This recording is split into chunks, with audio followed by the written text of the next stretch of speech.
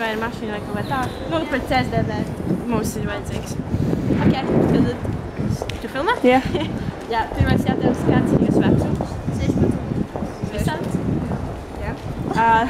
Tātad, vai jūs esat pasažieris, vadītājs vai abi? Pasažieris. Jā.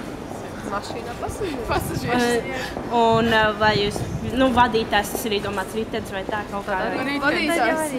Jā, tad vai jūs ir mācījuši vecāki, nu, tā kā vadīt riteni? Vai?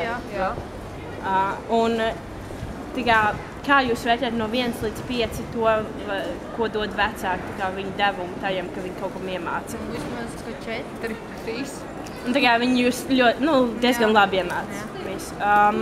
Un cik sen jūs tā kā iemācījāties, kad jūs iemācījāties braukt ar riteni vai gājēju noteikumus vai tam līdzīgi? 4. Un vai jums ir vadītāja aplecība?